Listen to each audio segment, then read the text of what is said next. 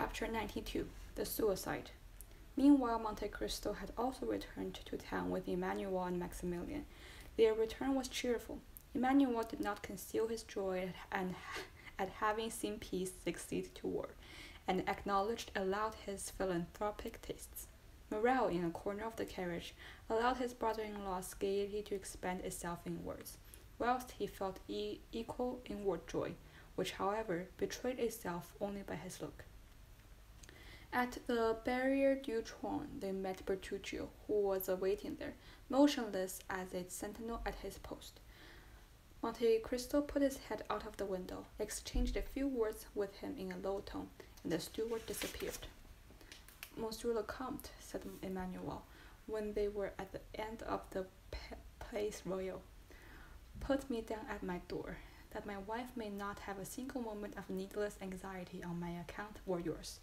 If it were not ridiculous to make a display of our triumph, I would invite the Count to our house. Besides that, he doubtless has some trembling heart to comfort, so we will take leave of our friend and let him hasten home. Stop a moment, said Monte Cristo. Do not let me lose both my companions. Return, Emmanuel, to your charming wife, and present my best compliments to her, and do you, Morel, accompany me to the Champs-Élysées. Willingly, said Maximilian, particularly as I have business in that quarter. Shall we wait breakfast for you? Said Emmanuel. No, replied the young man. The door was closed, and the carriage proceeded. See what a good fortune I brought you, said Morel, when he was alone with the Count. Have you not thought so? Yes, said Monte Cristo. For that reason I wished to keep you near me. It is miraculous, continued Morel, answering his own thoughts. What? Said Monte Cristo. What has just happened? Yes, said the Count, you are right. It is miraculous. For Albert is brave, resumed Morel. Very brave, said Monte Cristo. I have seen him sleep with a sword suspended over his head. And I know he has fought 2 duels, said Morel. How can you reconcile that with his conduct this morning?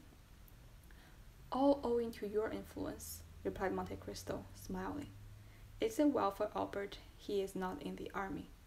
Said Morel. Why? An apology on the ground, said the young captain, shaking his head. Come, said the Count mildly, do not entertain the prejudices of ordinary men. Morel, acknowledge, if Albert is brave, he cannot be a coward. He must then have had some reason for acting as he did this morning, and confess that his conduct is more heroic than otherwise.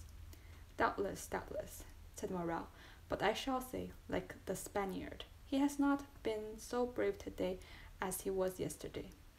You will breakfast with me, will you not, Morel? Said the Count, to turn the conversation. No, I must leave you at 10 o'clock. Your engagement was for breakfast, then, said the Count. Morel smiled and shook his head. Still you must breakfast somewhere. But if I am not hungry, said the young man. Oh, said the Count, I only know 2 things which destroy appetite. Grief, as I am happy to see you very cheerful. It is not that, and love. Now, after what you told me this morning of your heart, I may believe. Well, Count, replied Morel gaily, I will not dispute it. But you will not make me your confidant, Maximilian, said the Count, in a tone which showed how gladly he would have been admitted to the secret. I showed you this morning I had a heart, did I not, Count? Monte Cristo only answered by extending his hand to the young man. Well, continued the latter, since the heart is no longer with you in the Bois de Vincennes, it is elsewhere, and I must go and find it. Go, said the Count deliberately. Go, my dear friend, but promise me, if you meet with any obstacle, to remember that I have some power in this world, and that I am happy to use that power in behalf of those I love, and I love you, Morel. I will remember it, said the young man. As selfish children recollect their parents when they want their aid, when I need your assistance, and the moment may come, I will come to you, Count. Well, I rely upon your promise. Farewell, adieu, till we meet again. They had arrived in the Champs-Élysées. Monte Cristo opened the carriage door. Morel sprang out of the pavement. Bertuccio was awaiting at the steps. Morel disappeared through the avenue of Marigny, and Monte Cristo hastened to join Bertuccio. Well, asked he. She is going to leave her house, said the steward. And her son? Florentine, his valet, thinks he's going to do the same. Come this way. Monte Cristo took Bertuccio into his cabinet, wrote the letter we have seen, and gave it to the steward. Go, said he quickly. Apropos, let Haydée be informed I am returned. Here I am, said the young girl, who, at the sound of the carriage, had run downstairs, and whose face was radiant with joy at seeing the Count return safely. Every transport of her daughter finding a father, all the delight of a mistress seeing an adored lover, were felt by Haydée during the first moment of this meeting, which she so eagerly expected. Doubtless, although less evident, Monte Cristo's joy was not less intense. Joy to hearts which have suffered long is like the dew on the ground after a long drought. Both the heart and the ground absorb the beneficent moisture falling on them, and nothing is outwardly apparent.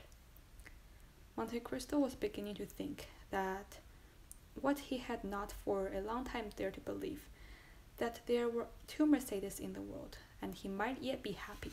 His eyes, elate with happiness, was reading eagerly the moistened gaze of Haydée, when suddenly the door opened. The Count knit his brow. Monsieur de Morcerf, said Baptistin, as if that name sufficed for his excuse. In fact, the Count's face brightened. Which? Asked he, the Viscount or the Count? The Count. Oh, exclaimed Haydée, is it not yet over? I know not if it is finished, my beloved child, said Monte Cristo, taking the young girl's hands, but I do know you have nothing more to fear. But is it the wretched? That man cannot injure me, Haydée, said Monte Cristo. It was his son alone there was cause to fear. And what I have suffered, said the young girl, you shall never know, my lord. Monte Cristo smiled. By my father's tomb, said he, extending his hand over the head of the young girl, I swear to you, Haydée, that if any misfortune happens, it will not be to me. I believe you, my lord, as implicitly as if God had spoken to me, said the young girl, presenting her forehead to him, and Monte Cristo pressed on that pure, beautiful forehead a kiss which made two hearts throb at once, one violently, the other secretly. Oh, murmured the Count, shall I then be permitted to love again? Ask Monsieur de Morcerf into the drawing-room, said he to Baptistin, which he led the beautiful Greek girl to a private staircase. We must explain this visit, which, although Monte Cristo expected it, is unexpected to our readers. While Mercedes, as we have said, was making a similar inventory of her property to Albert, whilst he was arranging her jewels, shutting her drawers, collecting her keys, to leave everything in perfect order, she did not perceive a pale and sinister face at a glass door which threw light into the passage, from which everything could be so both seen and heard. He was thus looking, without being heard or seen, probably heard and saw all that happened in Madame de Morcerf's apartments.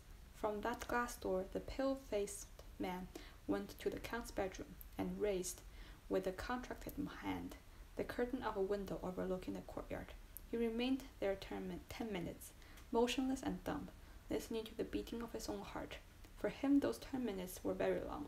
It was then that Albert, returned from his rendezvous, perceived his father watching for his arrival behind the curtain, and turned aside. The Count's eye expanded. He knew Albert had insulted the Count dreadfully, and that, in every country in the world, such an insult would lead to a deadly duel. Albert returned safely, and then the Count was revenged. An indescribable ray of joy illumined that wretched countenance, like the last ray of sun before it disappears behind the mass of clouds, which appear more like his tomb than his couch. But, as we have said, he waited in vain for his son to come to his apartment with the account of his triumph. He easily understood why his son did not come to see him before he went to avenge his father's honor. But when that was done, why did not his son come and throw himself into his arms? It was then, when the Count could not see Albert, he sent for his servant, whom he knew was authorized not to conceal anything from him.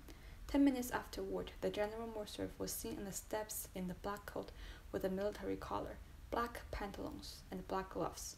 He had apparently given previous orders, for, as he reached the bottom step, his carriage came from the coach-house ready for him. The valet threw into the carriage his military cloak, in which 2 swords were wrapped, and shutting the door, took his seat by the side of the coachman. The coachman stooped down for his orders.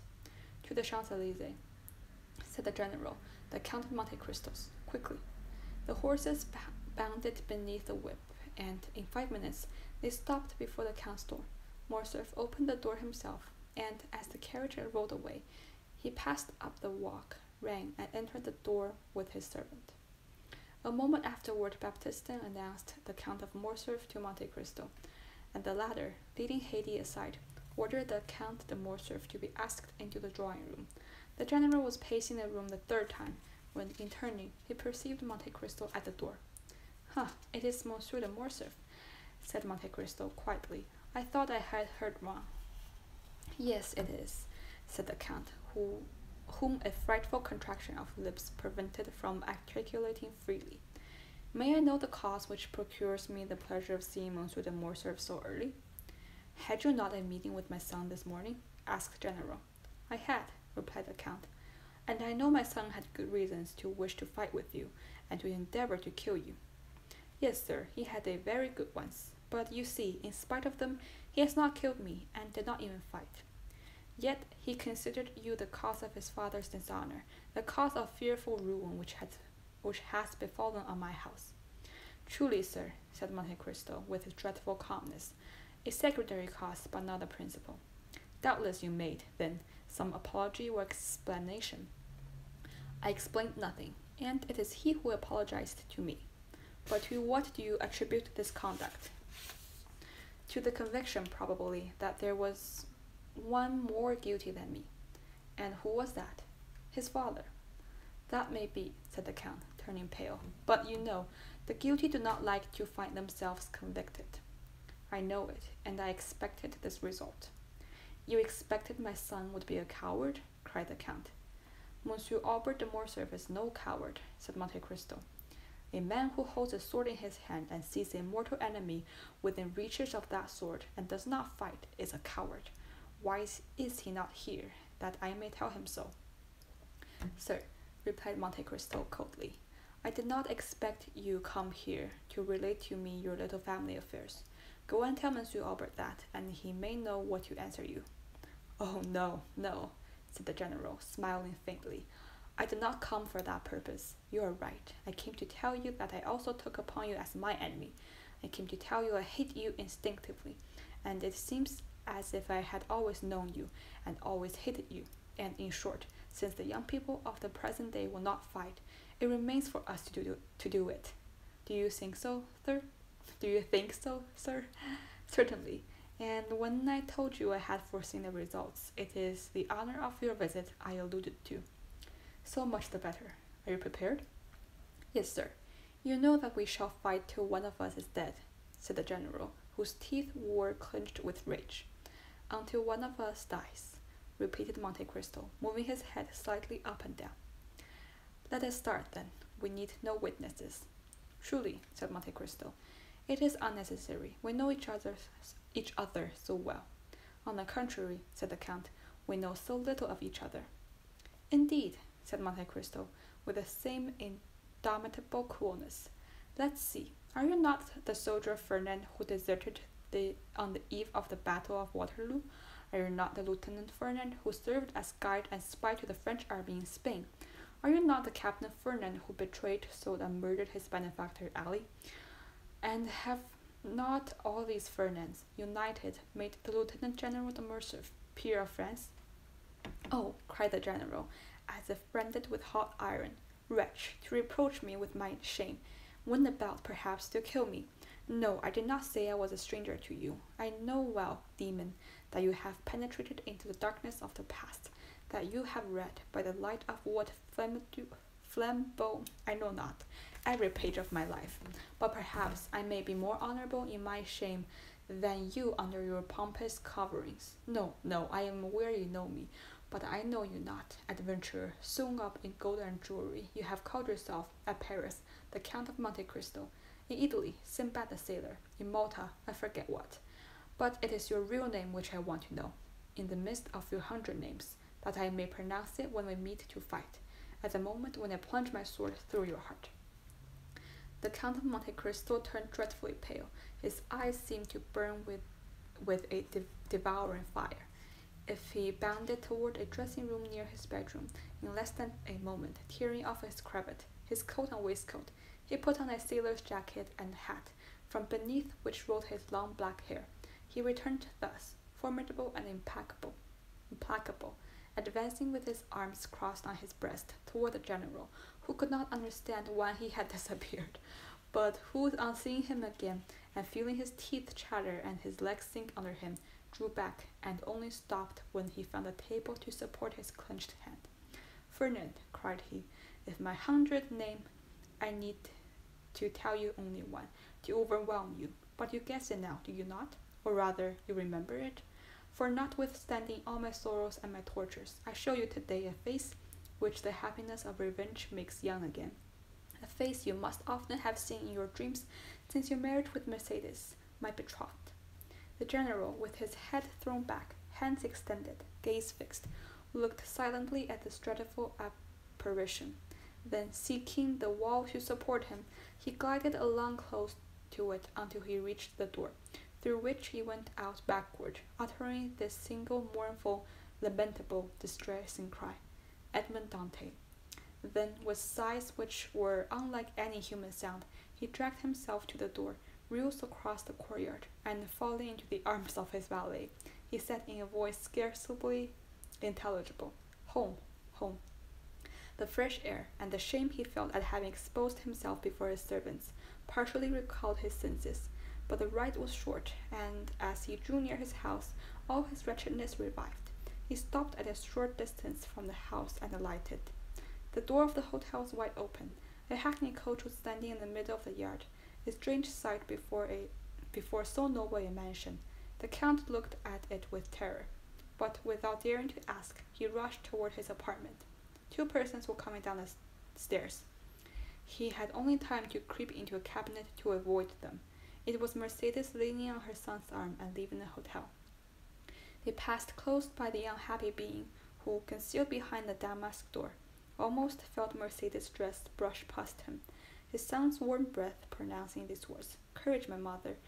Come, this is no longer our home. The words died away. The steps were lost in the distance. The general drew himself up, clinging to the door. He uttered the most dreadful sob which ever escaped from bosom of a father abandoned at the same time by his wife and son. He soon heard the clatter of iron steps of the hackney coach, then the coachman's voice, and then the rolling of the heavy vehicles shook the windows. He darted to his bedroom to see once more all he had loved in the world, but the hackney coach drove on without the head of either Mercedes or her son appearing at the window to take a last look at the house of the deserted father or husband. At the very last moment, when the wheels of that coach crossed the gateway, a report was heard, and a thick smoke escaped through one of the panes of the window, which was broken by the explosion.